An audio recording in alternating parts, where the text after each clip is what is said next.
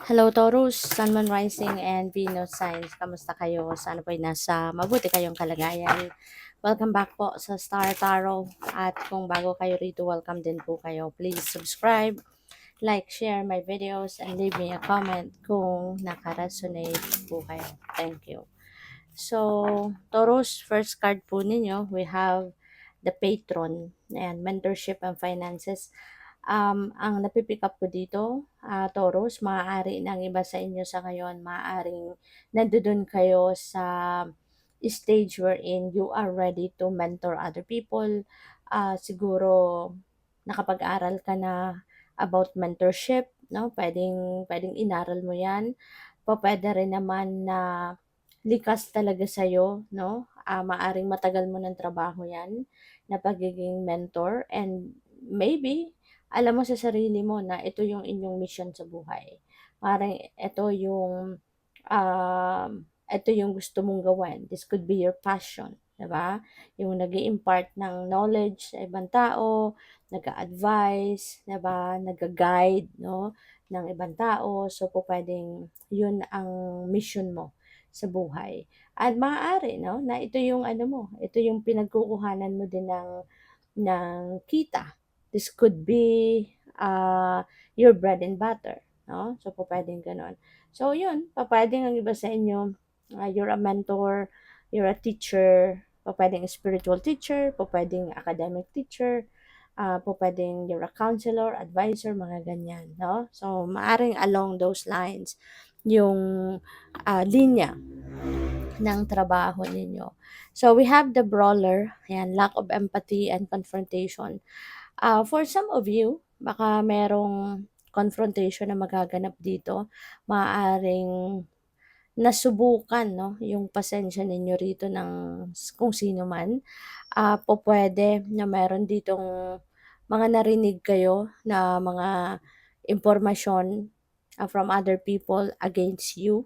Kaya kung sino man ang pinanggalingan, no, ng mga impormasyon na 'to, maaaring 'yun ang iko-confront ninyo. Possible din na parang parang maaano kayo dito, as in masusubukan yung patience ninyo.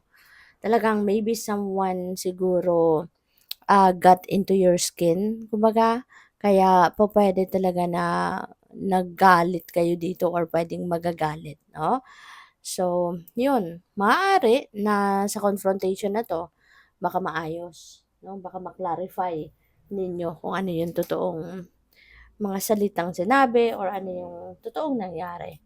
So, we have the Sailor, new influences. Pupuwede ng iba sa inyo dito kasi, you are, ah, a mentor, so pupuwedeng yung new influences na 'to maaaring, dahil baka nag-research kayo, may bago kayong research, may bago kayong inaral, 'di ba? So, may learnings kayo, may bago kayong napulot na learnings kaya pupuwedeng 'yun ang mga bagong influence, sa buhay ninyo, 'no? Maaaring 'yun ang mga bago din ninyong mai-she-share, sa ibang tao. So, yun. By the way, maraming salamat for subscribing. And if you haven't subscribed yet, subscribe na kayo. And also, maraming salamat din for not skipping the ads. Malaking bagay yan sa akin. And also, please click the join button sa baba ng video kung gusto ninyo na mag-join kayo sa membership. Okay? Salamat. So, we have Imperfect Harmony. Napakaganda, lalo-lalo na pagdating sa mga relationships ninyo.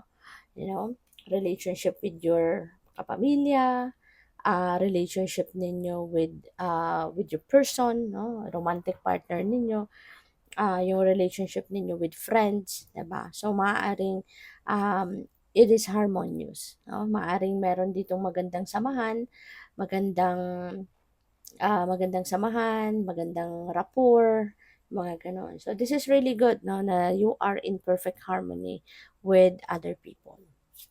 So, we have Waking the Lion, ayan. So, maaari 'no, na ngayon baka ma-inspire ka, 'di ba? Baka mas lalo kang ma-inspire, baka yung mga new influences na 'to is going to, wake up kumbaga your ano, or awaken your passion. Kaya, maaaring kung meron man kayong bagong idea or bagong plano, na naisip, baka hindi niyo na 'yan papatagalin, pagpaplanuhan niyo talaga and you're definitely going to take action agad-agad once na nakapaglatag na kayo ng plano ninyo. Once na na-figure out niyo na yung mga gusto ninyong mangyari, mga gusto ninyong gawin, 'no? So, we have close encounters, ayan. So, feeling ko dito ang iba sa inyo, this is a close encounter with yourself.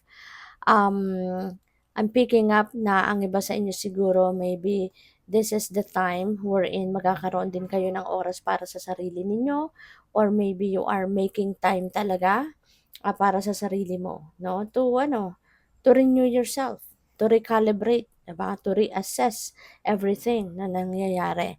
Kaya maaaring meron dito mga pagninilay-nilay, pagmumuni-muni. Siguro magkakaroon kayo ng time dito na mag-retreat, 'di ba? Kayo, mag-reflect. Yung mga gano'n ba, 'no? Kaya good for you.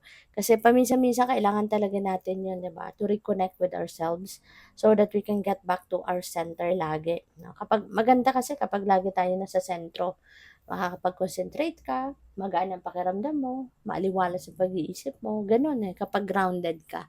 Kaya po puwedeng gano'n ang gagawin ng iba sa inyo and there could be a lot of realizations, 'no, na maiisip kayo.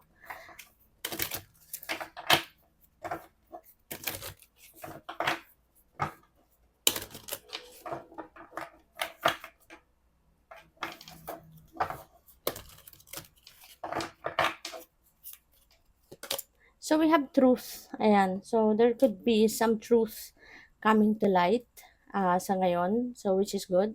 Pupuwede na yung truth na 'to could be baka siya yung dahilan 'no ng na 'to, ng confrontation, you know? Maaaring yun ang magiging dahilan.